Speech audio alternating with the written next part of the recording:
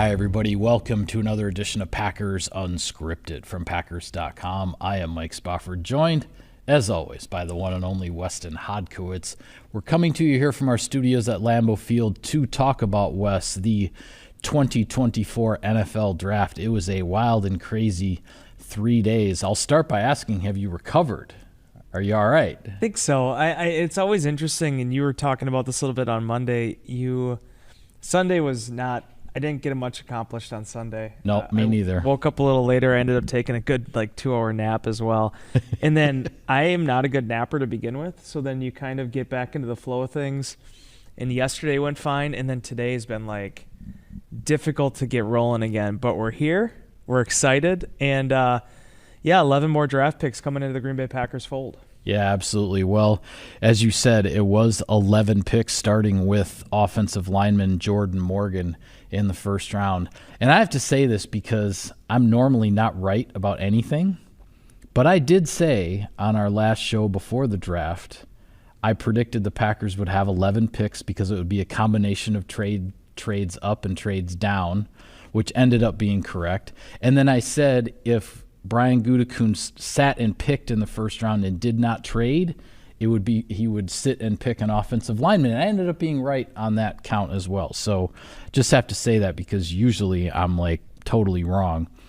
But of the 11 picks, 3 offensive linemen, 3 safeties, 2 linebackers, plus a running back, a quarterback, and a cornerback. Your first impression of this draft class as a collective and what it means for the 2024 Green Bay Packers. I'm going to steer it back really quickly if I can to your point about Morgan in the first round, because once again we saw Brian Gutekunst take 3 offensive linemen in a draft. That's something that he's been very interesting with the way he's approached this, where there was back-to-back years, consecutive years where he took 3. Last year he took none. Yeah. For good reason. It was a well-stocked cabinet.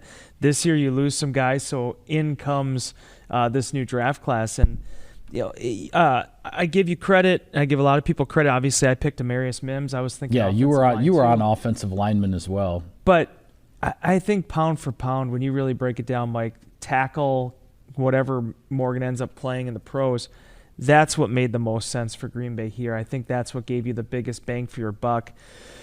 It was interesting how it landed because Mims goes off the board at 18. Graham Barton is still there at 25. As it turned out, Guyton was also still available. I think he ended up going 29, Tyler Guyton. But the Packers really like Jordan Morgan. They like his size. They like the way he bounced back from the knee injury. He was a team leader. A common thread between this draft was team captains and Senior Bowl participation. And Morgan was a part of that. I think there's a lot to like about his 40 time, the athleticism there. And then the one thing I'll kind of laugh at a little bit, you and I talk so much about Edger and Cooper, and where is this guy going to be? What's his value going to be? Well, the answer was he was the 45th overall pick. And I think if you listen to what folks like Daniel Jeremiah said, some of these other pundits, I think the Packers got Edger and Cooper, who I believe will be a really strong pro. I think he's going to be a great guy to pair up with Quay Walker. I think they got him for the maximum value there, being able to move back a couple spots, get a couple more picks to have some trade equity with and some flexibility, and now you're getting the first off-ball linebacker that was drafted in this draft class. I could go on forever about this thing, Mike, but I think with how they set the tone in the first 2 days, it reminded me a lot of last year where you found depth, you addressed some needs, but I think you also found some really intriguing football players as well. Yeah, absolutely. To me, the crux, the heart of this draft was Friday, the second and third rounds, because having 4 picks on day 2 of the draft is a rarity. It just doesn't happen very often, and through a combination of circumstances, the extra picks still left over from the Aaron Rodgers trade, and then the move up from the 5th round to the 3rd round from the Rasul Douglas trade, that's why the Packers had 2 seconds and 2 thirds. And taking nothing away from Jordan Morgan as the first-round pick, we had talked about offensive line and all of that, so that did not surprise me. But what the Packers did on Friday night, I think, you get the number one, the first off-ball linebacker taken in the draft. You also take the second safety off the board, who I believe, and I'll get into this a little bit more in a minute, I believe he had to be the number one safety on the Packers board. I firmly believe that. Then you add, then you add a running back to the equation in the third round. Really, really interesting prospect. I want to talk more about Marshawn Lloyd as well. And then you double up at the off-ball linebacker with Tyron Hopper from Missouri. That's sort of the blood and guts of this draft to me, is what the Packers did in rounds 2 and round 3. When I try to look at things in the big picture, I think the Packers got a combination of potential, if not likely, immediate starters at some spots, but also then a lot of depth and competition and everything at various other positions. To me, I think Edgerrin Cooper and Javon Bullard are odds-on favorites to earn starting jobs in Jeff Hafley's defense. That being said, I'm not ruling out Tyron Hopper in the Edgerrin Cooper, Isaiah McDuffie, Quay Walker, that whole, and how that's going to sort itself out. And I'm not ruling out either of the other two safeties with regard to Bullard and how maybe that shakes out for who will be the starting safety alongside Xavier McKinney, the free agent acquisition. And maybe you have another starter in Jordan Morgan. He's going to start out, according to Matt LaFleur, at left tackle, which means he'll be competing with Rasheed Walker, who had a heck of a year in 2023, but he's only started 1 year in the NFL. That's not to say that a guy like Jordan Morgan couldn't come in and beat him out. I don't think Rasheed Walker's going to give up that spot very easily. I think he's going to fight for it, and that's exactly what the coaches and the scouts and everybody wants is the competition to try to raise everybody's level of play. It's what worked for the Packers last year with the whole youth movement at wide receiver and at tight end. We saw how by the second half of the season, all the competition for playing time and for targets and for everything else got the Packers offense to another level. And I think they're looking for the same thing at various positions with how they went about this draft. Yeah, absolutely. And looking specifically at safety, no disrespect to what the Packers had at that position last year, but I think when you're looking at the draft picks that they ended up with here, you're just getting a different caliber of athlete in a lot of ways. And certainly Bullard, it starts with him. I mean, this is a guy that was a starting nickel cornerback for Georgia when they won the national championship, 2 interceptions in the national championship game, defensive MVP. Then the next year he plays on the back end. He talked about in his conference call with reporters, he sees himself as a 3-position safety, a guy that can play in the slot. He can play both positions on the back end. A lot to like in terms of his speed, his athleticism. He's a Georgia Bulldog, and I think everybody understands. I believe it was Pat Moore, who's the Packers scout, that even said that. When you play for Kirby Smart, you're going to tackle, you're going to have a tenacity. You don't get on the field in the SEC in those environments if you're not a competitor, if you're not giving it everything. And I think that's something to look forward to with him. But, Evan Williams is a guy, and I joked about this in Insider Inbox. I don't know how he plays from a play style perspective, but when I close my eyes and listen to that conference call, I could have swore I was listening to Micah Hyde from 10 years ago. It's a really good comparable because just his voice, his demeanor as it came through over the phone with the reporters. I agree with you. There's a lot of Micah Hyde there. And you listen to safeties, and they talk about communicators and guys that can relate, to their teammates. Williams, everything I've read in the subsequent days after, whether it was at Fresno State or whether it was at Oregon, it sounds like that's something that he did well. Now, the thing that's going to be interesting is both him and Bullard, they look like more of the box safety types. Guys that have played a lot in the slot, have that type of flexibility. Katan Oladapo, on the back end of it, the last safety they drafted appears to be more of the back end type safety, and I think there's value in that as well. I mean, not that he can't play in the slot as well, but 6'2", 215 pounds. I mean, this kid brings it. Had to work and cut his teeth for everything that he got at Oregon State. He was a walk-on, very lightly recruited.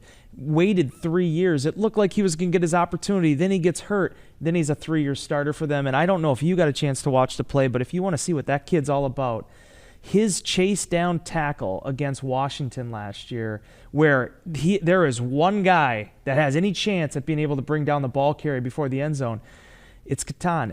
And not only does he take them down, he strips them of the ball and they get the turnover. Wow. Those are the extra effort plays when guys are going to that second level that you need. The Green Bay Packers, they got Xavier McKinney. That's a huge get for them. Top free agent safety on the market.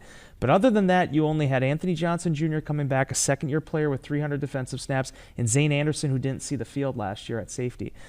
Benny Sapp played a little bit on special teams, but overall, you needed to find some answers for that. And when we talk about the strength of this draft, an off-ball linebacker is a piece of it, offensive line is a piece of it, but no position needed more of an infusion of talent than safety, and Brian Gutekunst came through. Yeah, absolutely.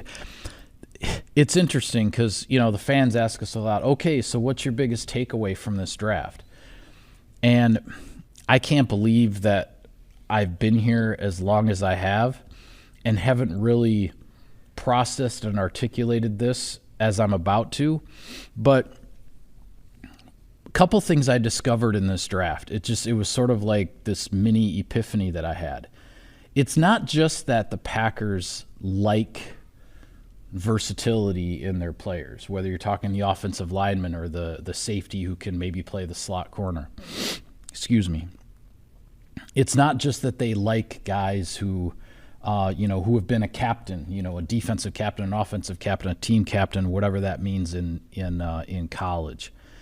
But it's that they place a value on those types of things that is built into the draft board, and that's why I said earlier, I think Javon Bullard was the number one safety on the Packers board.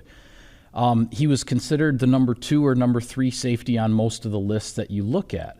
Well, how does he become the number 1 safety on the Packers board compared to those other guys? Well, all the other, the draft analysts out there, and I'm not disparaging their work at all, but they're looking at Tyler Nubin from Minnesota and Javon Bullard from Georgia, and they're looking at the tape of how they play safety and the things that they do, and a lot of people rated Tyler Nubin as the better safety. But the Packers end up putting a guy like Javon Bullard higher on their board because he can also play the nickel. He can play the slot corner. The versatility, they probably view him, if not just a better player, maybe period, than the other safeties. But if all the other traits are close enough to being equal, the versatility is what puts a guy like Javon Bullard over the top and bumps him up the draft board. Yep. 5 of these guys, 5 of the Packers' 11 draft picks, including Evan Williams, who was a captain at Fresno State before the transfer to Oregon, 5 of these players were captains on their team in college. That is part of the Packers' draft grade and how they build their board. And so it's not just some kind of a coincidence that the Packers are always drafting these versatile players and drafting guys who were captains on their college teams. It's a part of their evaluation process that is factored into the grade and factored into how they build the board. And it took me a lot of years before it kind of hit me. It's not just some kind of coincidence, right? The other thing I'll say too, because you mentioned the Senior Bowl this year in particular, 8 of these 11 guys were at the Senior Bowl. Actually, 9 of them were, but one of them couldn't participate because he was dealing with an injury at the time. I believe that was Hopper from Missouri, if I'm not mistaken. But I started to think a little bit more, and I asked a follow-up question to Brian Gutekunst on Saturday night with regard to the Senior Bowl, and I asked a follow-up question, again, something that kind of hit me, how important the Senior Bowl is as an evaluation tool, because, yes, these guys, they grind the tape, they watch everything on video, but you're watching all the game video, and that's when, the coaches have game planned, when you've studied your opponent, et cetera, and what you get at the Senior Bowl is, okay, here, Jordan Morgan, here's one of the best edge rushers in the league in this draft class coming out. You're going one-on-one against him in practice. You haven't had a chance to study him. You haven't watched any film on him. You just got to go out there and play. That's what the Senior Bowl is. That's what that week of practices is from an evaluation standpoint, and the Packers put a lot of stock in that, in how those guys perform in that environment. I thought Brian Gutekunst's comments on Saturday night really helped to explain what it is about the Senior Bowl that makes it different from an evaluation standpoint. So those are a lot of the things that were going through my head with regard to this draft class and how it kind of comes together for me. Any other takeaways for you in sort of the collective sense? Well, and the Senior Bowl is an important tool too, and I've been learning this more and more over my time, actually probably more with Packers.com than even when I was at the Press-Gazette, because it's one thing for Jordan Morgan to be lining up against Leatu Latu, right, and to see some of the top guys in the country. Then you go into the 6th round, you have a guy like Travis Glover, who, my goodness, Michael, when you look in just terms of the makeup of a player, when a guy is 6'6", 320 pounds, 84.5-inch wingspan, almost 35-inch arms, he looks the part as a tackle. But he played at Georgia State, right, which is a program that's still relatively in its infancy in the Sun Belt. Yeah, it's only been around for about a dozen years or so. Yeah, so being able for him to go to the Senior Bowl, I believe it was Jason Wilde who asked Brian about this. That's a huge marker for him being able to then match up against some of those top guys, and it's somebody that definitely improved his draft stock through that process as well. Yeah, and Glover went to the Hula Bowl as well. Yes, he was actually at 2 of the college All-Star games, and that was big for him, as you said, as a smaller school guy. That's where you line up against the Power 5 conference players, and the evaluators get an extra and even more important look at you. And then the 3 guys I just want to touch on quickly because we haven't mentioned their names yet. Jacob Monk from Duke. I don't know if I've ever heard Brian as openly talk about a prospect that they legitimately had their eye on in that day 3. He mentioned there was numerous scouts in that room that really liked him. If you look at it, the kid has some really intriguing intangibles. He's 6'3", 310 pounds, runs a 5.09 40, very strong. I believe he was the one that put up 31 on the bench press. A 5-year starter, very rare. And if I keep telling people, remember the ACC played basically throughout the COVID year. They didn't do a half season or we're going to cancel the season and then they start playing. No, he played 11 games in 2020. Yeah. He started at center. He started at right guard predominantly. He started a season at right tackle when they needed him there. And the Packers just overall love the makeup of this kid and the fact and they traded up for him. They traded up for him. Yeah, going up 5 spots to get him. Yeah. 7th round, very quickly, just to touch on this. Michael Pratt. I mean, there's nothing I can even say about this kid. Watch Tom Pelissero's profile on him. It's an 11-minute video that the NFL and NFL Network put together. People were asking Insider Inbox on Monday when I was writing it, like, hey, when is the feature coming on this guy? I would love to write something on Michael Pratt, but I'm of that ilk that it's like if somebody else does it and does it better and just does it full bore, you just tip your cap to that person and let them have their story, because the job that Tom did on that, I mean, just to give you quickly a synopsis of this, one of his best friends growing up in high school played with him, the receiver to his quarterback, guys that came from 2 different walks of life. Young man commits to Georgia Tech at the same time that Pratt commits to Tulane. Unfortunately, the young man ended up, committing suicide, and it's something that Michael has worn with him. He has the Believe 7 tattoo on his inner bicep. Or the uniform number 7 as well, in honor of his high school teammate and friend. And then also lost his brother later on as well to an illness shortly after he had just become an uncle. His brother had just had a child. So a very interesting story, an interesting look into him. And I'll tell you what, for an 11-minute piece, it completely just zips right by. Then finally, Kalen King, last pick for the Packers. This is a guy, Michael, that coming off of his true sophomore year at Penn State, 18 breakups, 22 breakups, depending on who you talk to, 3 interceptions, played incredible for the Nittany Lions. He comes back his junior year. It doesn't go as well. Only 2 passes defense this past season. He has this precipitous fall down the draft boards, ends up going 255 overall. And he chose to come out early. He could have stayed, but he chose to come out early and then ends up falling all the way to the 7th round when the Packers choose him with their 11th and final pick at 255. And this is why I've been getting into a fight with people on Twitter, because they're all like, I made the comparison to Carrington Valentine and all these so-called experts and scouts that evidently know everything about every 7th round pick that's ever been in the NFL, telling me, no, they're entirely different players. No, dude, what I'm saying is that when you have a guy like Valentine, who also came out a year early when he could have went back, and he also is going to probably be the youngest player on this team this year. King, if he makes it, would be the youngest player on this team. I think he's going to play his entire season at 21 years old. all of that being said, his conference call that he had with media and reporters afterwards, incredibly emotional. You can tell this kid is motivated to show that he's still very much the player that he was his sophomore year. There was a 40 time that I think also kind of factored into this thing, right in that 4.6 range. I think he re-ran it at his pro day, and it was 4.55, but still teams were a little bit sheepish there. But I'll tell you what, he said the Green Bay Packers are getting the most competitive guy in the country, and just listening to him talk about it, I believe him. Yeah, that's.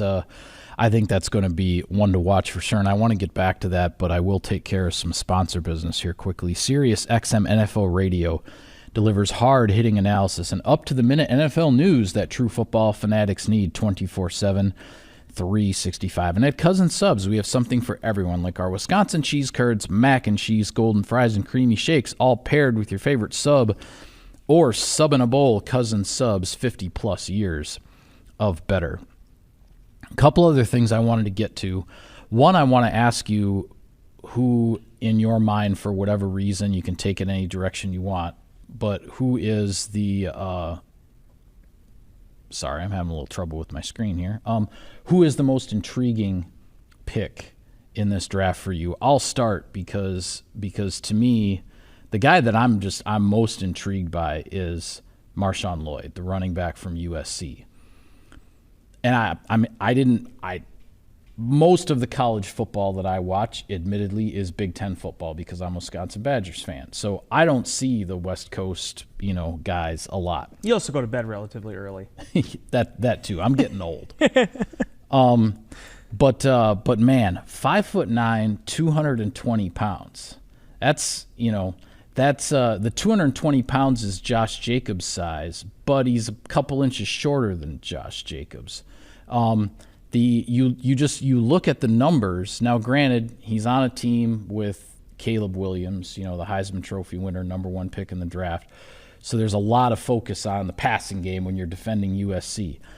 But 7.1 yards per carry as a number 1 running back, that definitely opens your eyes. And I actually asked him on the conference call, so was the 7.1 yards per carry, is that more because of the speed and elusiveness, or is that more because of yards after contact? And I think he kind of wanted to get a message across with the answer to the question, because he immediately said, "Oh, it's yards after contact. I don't want the first guy or even the second guy to be bringing me down." So I thought that was really interesting, the way he answered that question. But also, as a receiver out of the backfield, he averaged like 17 yards per catch out of the backfield. So you're talking about a potential home run hitter. Call him a changeup, or the in between Josh Jacobs and AJ Dillon or whatever if you want to. But I'm really, really intrigued by what a guy like Marshawn Lloyd might be able to do in Matt LaFleur's offense, and what they might dial up in terms of a package of plays that they go, hey, this is where this guy can be really good, so let's use him this way and see what happens. And just to build on that, and I'll give you a different player here in a second, but 5'9", 220 pounds, and he runs a 4.46. Yeah. And he put up 26 bench reps, I believe it was. Yeah, I think it was either 25 or 26. But yeah, at 225 pounds. That's ridiculous. That's close to what a lot of offensive linemen, defensive linemen do. They're in the mid to high 20s on the bench. With all due respect to Aaron Jones, who I don't think felt like he ran his best at his combine, but Aaron, even though he put on a little bit more weight going into the draft than what he ended up playing at in Green Bay. He was probably closer to 190 than 220 by the time he got done here. But for sure, Aaron, I think, was in that 4, 5, 6 range. I mean, it just shows you how shifty and dynamic. Now, you got to do it on the field. You got to do it on the grass. But the prospects that there's a reason why Daniel Jeremiah, right after the Packers picked him, said he was the top running back in this year's draft. Yeah, he was the 4th running back taken. Yeah. And Jeremiah did not hesitate for a second and said, "This is the guy I believe is the top running back in the draft." And I think he's the perfect fit for Green Bay because you do have Josh Jacobs, you have AJ Dillon. He's not going to be asked to come in and be the number 1 back right away. That's one of the things that people always talk so much about Aaron Jones, and why didn't Mike play him more early on? Aaron Jones was still learning how to be a 3-down running back during those early times. Packers just weren't as deep at the position as they've been now the last 3, 4, 5 years. So incredibly excited to see where that takes us. You asked me, though, the guy that I'm most intrigued by, and I have to say it because it's the guy that I talk the most about of all the guys the Packers drafted in the pre-draft process, and that's Edgerrin Cooper. Yeah. Because to me, Quay Walker went on Twitter right after they took him. He's like, I'm looking forward to my new running mate out there. He's a little bit shorter than Quay. He actually ran 1/100th of a second faster than Quay in the 40.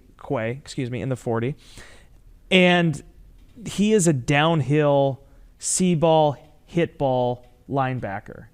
I am so excited to see that infusion into this defense because the line that, I forget which analyst it was that mentioned it on the third day, but the Packers have basically remade the spine of their defense. Mm-hmm. The second level and the third level, between the hashes, between the numbers, it's going to look different than it did last year.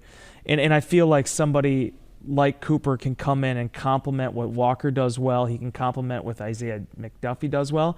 And then you add Tyron Hopper and Eric Wilson, some of these other guys into the mix, and suddenly you have a really intriguing position battle from a position where going into the weekend, we were kind of looking at, okay, well, exactly what do the Packers need to accomplish here to make sure that they have three inside linebackers with this switch to the 4-3? Yeah, and a couple of things also as far as overall traits of this draft class. Brian Gutekunst talked, particularly on the defensive side, wanted to upgrade speed at various positions. And Cooper is a guy, who's, I think Gutekunst said he has rare speed for the position, and John Eric Sullivan said when you see his speed on the field, there's a whoa factor to it. So speed was definitely, not just with Cooper, but with other draft picks as well, that was definitely a high consideration. And as you mentioned with a guy like Jacob Monk and some of these other guys, the experience level, the number of guys in this draft class that have 30-plus, 40-plus college starts on their resume. Now, a guy like Kalen King came out a year early, didn't really play much as a true freshman, only played, 2 seasons. He's one on the other end of the spectrum, not quite as much experience, but a lot of guys in this draft class have a high level of experience, just a lot of pelts on the wall in terms of the number of games that they played at, in the major college ranks.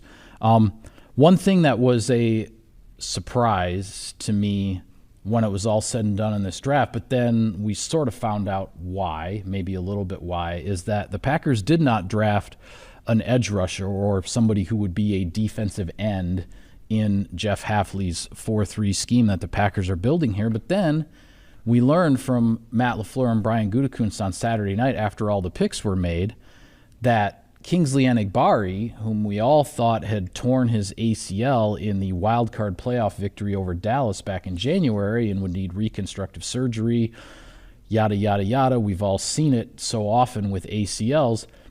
Kingsley Enagbari has not had reconstructive surgery. He is on a rehab and recovery path during which the Packers are still hoping that he can avoid surgery because his ACL issue has been termed by Brian Gutekunst an injury, not necessarily a tear.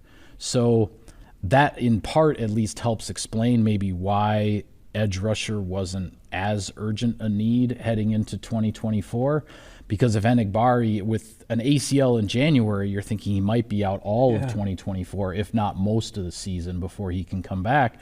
Now there's a possibility, and again, it's still only a possibility at this point, but if he avoids surgery, you're talking about a guy who can make a much bigger contribution in 2024 than anybody thought a few months ago. I'm really happy this came up because honestly, and I mean, eventually we were going to talk about it, but I was having a hard time trying to explain any of this to people because one, Enagbari looked fantastic in the final locker room. I mean, I'm not judging people and if they're able to play based on how he was walking around better than some of the people that weren't injured.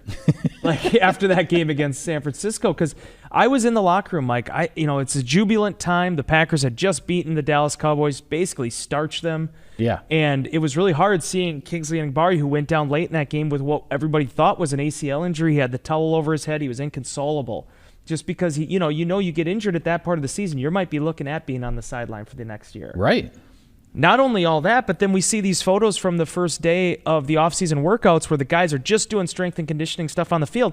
This guy's sprinting around hoops. I mean, he's doing all the leg work you would not expect to see from a guy that has an ACL injury. In April. When you're only 3 months, 3.5 months removed from an ACL injury. And lo and behold, the Packers, again, are holding out hope. Now, I don't know much about these things. I was always under the understanding that if you have an ACL injury, tear, whatever you want to call it, you're going to have surgery because the ligament doesn't just heal itself like an MCL, an LCL, a PCL. So we'll wait and see how everything. I'm hoping good thoughts for him. But even more importantly, Michael, just looking at that position group as a whole, I'm not saying it's as deep body for body as like receiver is, but I felt like there was enough competition there already that wasn't going to be a huge need for them, especially if Bari is available, because a couple things along with that. I think they're very high on Brenton Cox Jr., He's going to get more opportunities this year to try to take that second-year jump, former 5-star recruit at Georgia and Florida. You have Preston Smith back once again after he did some stuff with his contract. Rashawn Gary's healthy once again. I thought Lucas Van Ness looked really good down the stretch last season. No doubt. And they're at the 4-3 now. I don't know what kind of stuff they're going to come up with here with some of all these defensive linemen they have and how they could potentially factor into being an edge rusher and some things. We'll see. We haven't seen something that Carl Brooks certainly did at Bowling Green. Yeah. He lined up on the edge plenty. Obviously, different level of competition there, but Kobe Wooden is listed 1 pound heavier than Lucas Van Ness. Now he did tell Wayne Larrivee during the pre-draft, pep rally that I think he put on 20 pounds, and he certainly looks like it. But I just think there's a lot more flexibility. The Julius Peppers thing in 2014 opened my eyes to all the possibilities. Other than maybe TJ Slayton playing a 9-tech, nothing really would surprise me anymore with the defensive front. But all that being said, the other thing Green Bay historically has liked to play around with the undrafted free agents there. Cox was the guy last year. Maybe there's another prospect there as well that could emerge. And that's the other part is not talking about those yet. We haven't seen the official list from the communications department as far as the undrafted rookie class, but yeah, I mean, I'm sure we'll talk about it again this summer as well. No matter how difficult it looks to make the Packers 53-man roster, for whatever reason, there always seems to be somebody in that undrafted rookie class who emerges and proves to be a guy that they can't cut him because they know he's going to get claimed and he's going to go play somewhere else. So they keep him, even though you would think that that would just be such a hard road to go, but somebody always seems to succeed that way. Malik Heath made the roster at the hardest position to crack last year. Yeah. Right? Yeah, exactly. There were so many guys. I mean, he beat out Bo Melton for a roster spot, and then Bo was one of their starters down the stretch last season. It just shows you how far that competition goes. You were asking about it. A lot of people were asking Brian Gutekunst about it. You always want to build the most competitive 90-man roster possible, but I do think there is a lot to be said for what happened at tight end and receiver specifically last year, where the Packers just chalked those two rooms full of talent, full of young bodies.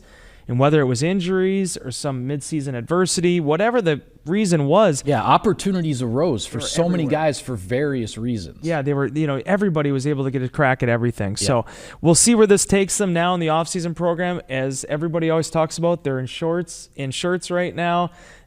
You don't have the contact football. We still have a long way to go. You have to be able to weather the injuries. But, Michael, back-to-back really strong draft classes for the Green Bay Packers. They added 11 more picks to that, and again, hopes that you are filling out what hopes to be a championship-caliber roster. 35 draft picks in 3 years. There are some teams that don't draft 35 guys in 6 years. I wonder how many the Rams have drafted in the last 6 years. I know, exactly. We have to go look that up I'll check that out for Thursday. 35 draft picks in 3 years, but it's how the Packers have gotten from where they were to where they are, and trying to continue to move forward here with Jordan Love taking the reins. Last thing I'll mention, and maybe you'll want to talk about this on Thursday, but if we don't, to make sure I get this out there, with the Packers making those trades and Minnesota moving up and the Bears basically picking where they were, the Packers went into Friday with more second and third round picks than the rest of the division combined, and went into the final 2 days of the draft with 12 picks or 10 picks compared to 12 total for the rest of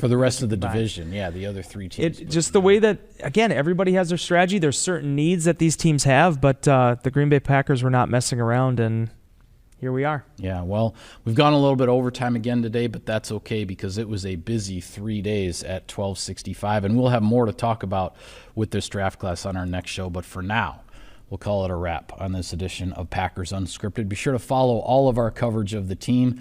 We have all kinds of draft content out there. Go to our Draft Central page on Packers.com. There's the stories, the videos, the highlights, the conference calls. Like, it's all out there for you on Packers.com. Be sure to check it out. For Wes, I am Mike. Thank you for tuning in, everybody, and we will see you next time.